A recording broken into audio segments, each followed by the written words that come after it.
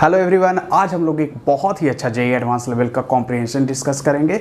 और जैसा कि सबको पता है कि जेईई एडवांस कभी भी सिंगल कंसेप्ट पे क्वेश्चन नहीं पूछता है और डायरेक्ट फार्मूला लग के भी वो क्वेश्चन नहीं होगा। जेईई एडवांस में मैक्सिमम क्वेश्चन जो होते हैं बिल्कुल एप्लीकेशन बेस्ड होते हैं, डायरेक्ट फार्मूला लगा के वो क्वेश्चन नहीं हो सकते। तो आज भी जो मैं कॉम्प्रिहेंशन करवाने जा रहा हूँ वो डायरेक्ट फार्मूला लगा के नहीं होगा और ये मल्टीपल कंसेप्चुअल क्वेश्चन है और ये बिल्कुल आपको बेसिक अप्रोच से करना पड़ेगा। तो देखते हैं क्या है ये सवाल। क्वेश्चन कुछ ऐसा है, a ball A of mass m is suspended by a thread of length r equal to 1.2 meter. Another ball b of mass 2m is projected from the ground with velocity u equal to 9 meter per second such that at the highest point of its trajectory it collides head on elastically with ball A. It is observed that during subsequent motion tension in the thread at highest point is equal to mg। अब देखो ये question देख के ही पता चल रहा होगा कि इसमें तीन कंसेप्ट्स यूज हो रहे हैं। कौन कौन सा? पहला तो प्रोजेक्टाइल मोशन भी आ गया यहाँ पे, दूसरा कॉलिजन भी आ गया यहाँ पे, तीसरा वर्टिकल सर्कुलर मोशन भी आ गया यहाँ पे। अब पहला पार्ट क्वेश्चन का क्या है? पहले पार्ट में पूछा गया है कि ये बताओ कि इसके मैक्सिमम पॉइंट पे वेलोसिटी क्या होगी। अब यहाँ पे देखो, यहाँ पे अगर वेलोसिटी निकालना है मैक्सिमम पॉइंट पे तो हमें इसमें क्या लगाना पड़ेगा? वर्टिकल सर्कुलर मोशन का कंसेप्ट। तो सबसे पहले हम लोग यहाँ पे देखते हैं पार्ट बाय पार्ट। देखो यहाँ पे भले ही ये मल्टी कंसेप्चुअल क्वेश्चन है लेकिन पार्ट बाय पार्ट तोड़ के करोगे तो ये क्वेश्चन देखना बहुत ही ईजी हो जाएगा। सबसे पहले हम लोग यहाँ पे देखेंगे वर्टिकल सर्कुलर मोशन का कंसेप्ट। तो वर्टिकल सर्कुलर मोशन का क्या कंसेप्ट था ये हम लोग देख लेते हैं फटाफट। ये कंसेप्ट कुछ ऐसा था कि जैसे कोई भी मास अगर स्ट्रिंग से कनेक्टेड हो, ये एम मास है और ये स्ट्रिंग से कनेक्टेड है जिस स्ट्रिंग में टेंशन क्या है हमारा? T.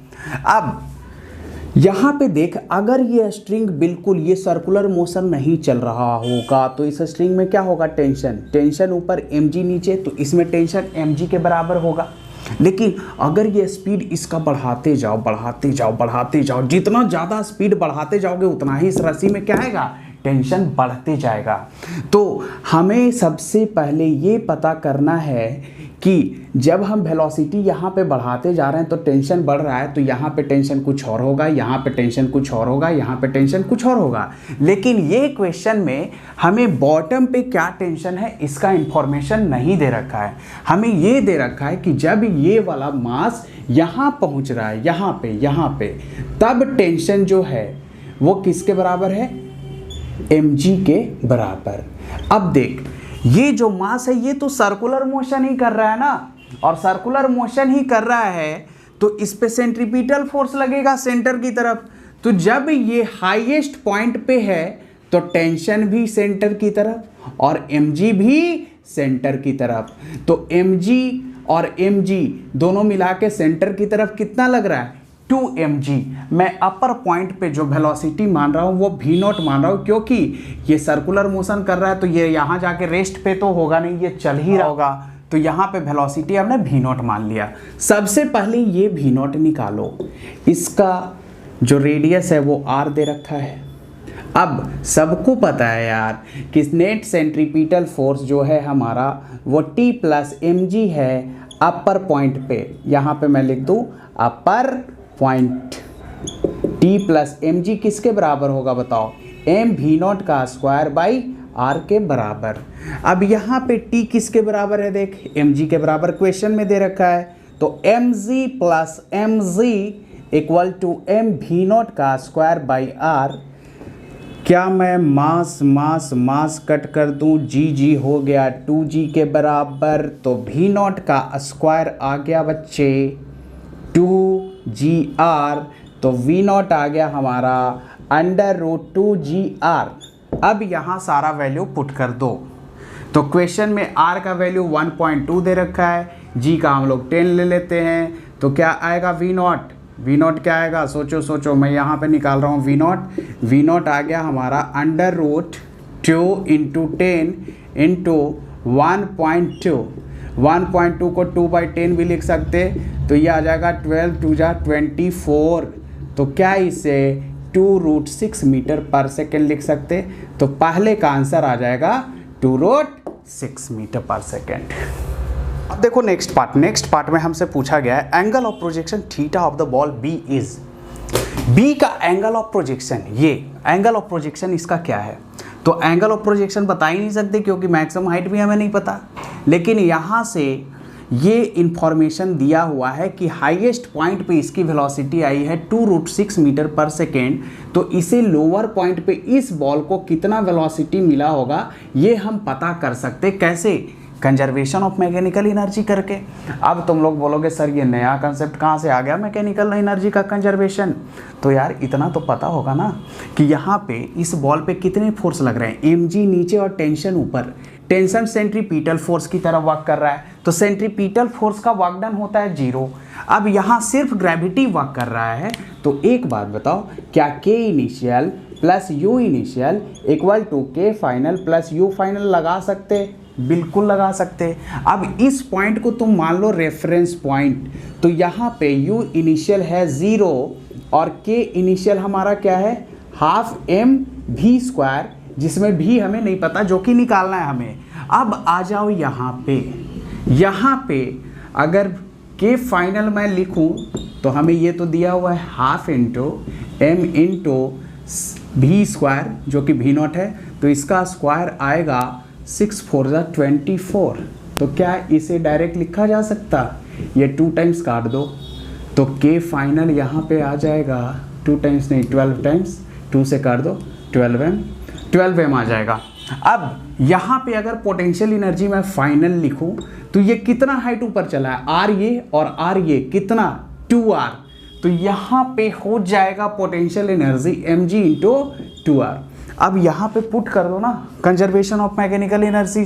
k initial half mv², u initial क्या है लट्टू, k फाइनल क्या है, k फाइनल 12m और u फाइनल क्या है mg इंटू 2 इंटू r भी दिया हुआ 1.2।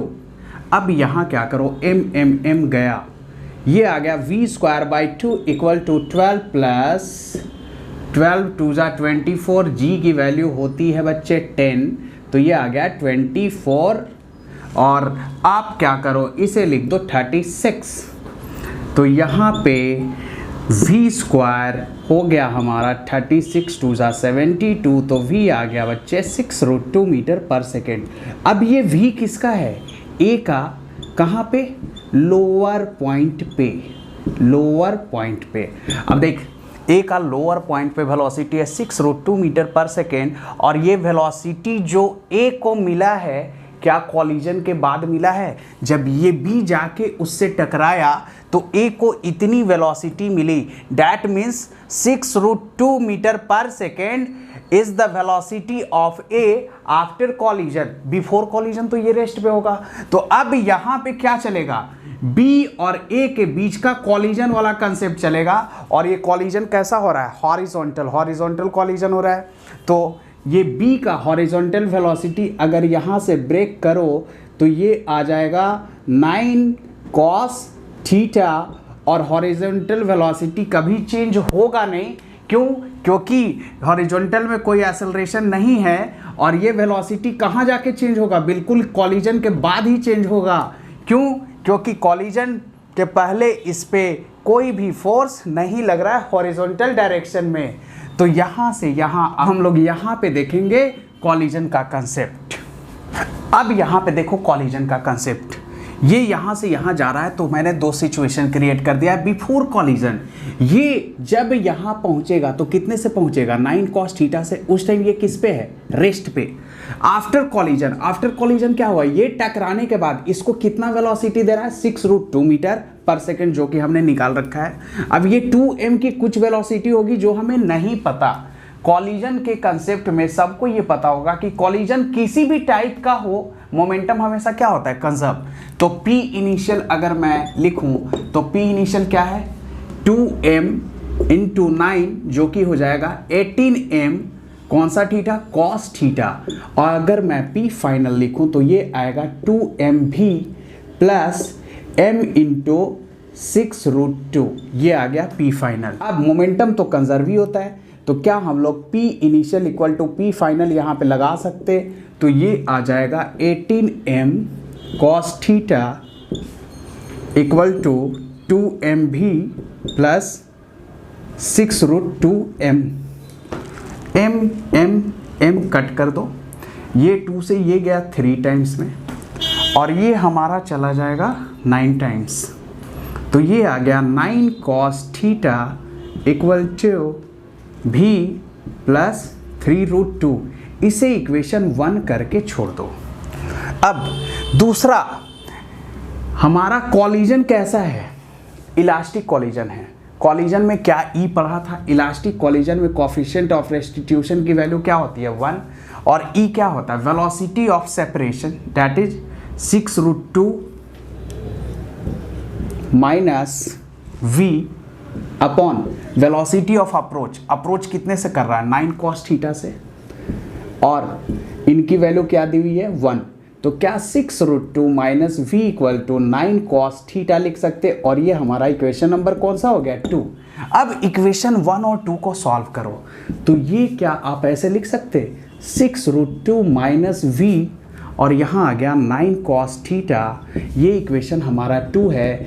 अगर दोनों को ऐड कर दो तो v से v गया, 6√2 प्लस 3√2, ये आ गया हमारा 9√2, और 9 प्लस 9 18 cos थीटा। ये कुछ ऐसा। अब देख, क्या इसे cos थीटा इक्वल टू लिख सकते? 9√2 बाई 18, जो कि हो गया बच्चे 2, जिसे लिख सकते √2 बाई 2। तो cos थीटा हमारा आ गया √2 बाई 2, 1/√2। तो थीटा इक्वल टू 45 डिग्री। तो देखो, ये क्वेश्चन है बहुत ही सिंपल। क्या किया हमने? यहाँ पे कॉलिजन का कंसेप्ट लगाया तो थीटा निकल गया। सबसे पहले यहाँ पे वेलोसिटी निकाला, वो कैसे? हम लोग सेंट्रीपिटल फोर्स से। फिर यहाँ का वेलोसिटी निकाला, कैसे? एनर्जी कंजर्वेशन से। तो देखो, क्वेश्चन ये था टफ। देखने में तो पहली बार लगेगा कि कितना टफ सवाल है, लेकिन अगर आप इसको पार्ट वाइज पार्ट करोगे तो बहुत ही आसान क्वेश्चन हो गया। ये क्या है? इसमें कुछ भी नहीं। अब लास्ट पार्ट देखो, लास्ट पार्ट में क्या पूछा गया है? लास्ट पार्ट में पूछा गया है the height of the point of suspension of ball A from the ground is. बहुत ही ईजी है। देखो, मतलब तुमसे ये पूछा गया है कि ये हाइट क्या है, मतलब यहां से ग्राउंड का ये हाइट। अब ये हाइट अगर निकालना है तुम्हें, इसको h मान लो, मैं स्मॉल h मान रहा हूँ, और ये हमारा कैपिटल H है। प्रोजेक्टाइल का मैक्सिमम हाइट कैपिटल है, इसको मैक्सिमम ही रहने दो, कैपिटल H से रिप्रेजेंट कर दो। ये हमारा h निकालना है, तो h क्या होगा? Capital H plus R। अब ये कैपिटल H क्या है? इस प्रोजेक्टाइल का मैक्सिमम हाइट। यार मैक्सिमम हाइट, ये मैक्सिमम हाइट बिल्कुल जनरल क्वेश्चन की तरह, क्या u square sine square theta by 2g लिख सकते? थीटा भी निकाल रखा है, u हमें पता ही है, तो h निकाल लो ना। h क्या हो जाएगा? u square 81 sine square theta 45 का क्या हो जाएगा? 1/√2 का स्क्वायर 1/2, 2 इंटू जी भी पुट कर दो, कितना आएगा? 10। तो ये आ गया तुम्हारा 81/40। अब यहाँ क्या करोगे? 81/40 प्लस r की वैल्यू कितनी है? 1.2, जिसे आप लिख सकते 81/40 प्लस 12/10। हमारा ये आ गया 40, दिस इज 81 प्लस 4 टाइम्स 48। तो हमारा क्या आ गया? 8 + 1 9, 8 और 4 129/40। ये आ जाएगा हमारा फाइनल आंसर। तो बहुत ही सिंपल था, कुछ नहीं था इसमें, कुछ भी नहीं था इसमें, सिर्फ देखने में कॉम्प्लिकेटेड लग रहा था। अगर आप पार्ट वाइज पार्ट करो इस क्वेश्चन को, तो कितना इजी वे में हो गया हमारा ये क्वेश्चन। बहुत ही ईजी है। एडवांस का लोगों ने हवा बना रखा है, बहुत टफ है, बहुत टफ है। कंसेप्ट्स वही हैं, क्वेश्चन का देखने का नज़रिया चेंज करोगे, सारा क्वेश्चन ईजी लगेगा। तो जो लोग भी नए हैं वो सब्सक्राइब करें चैनल को, बेल आइकन को दबाएं, ताकि सारा नोटिफिकेशन आपको मिलते रहे और आप लोग अच्छे से पढ़ते रहो, मन लगा के पढ़ो। That's all for today.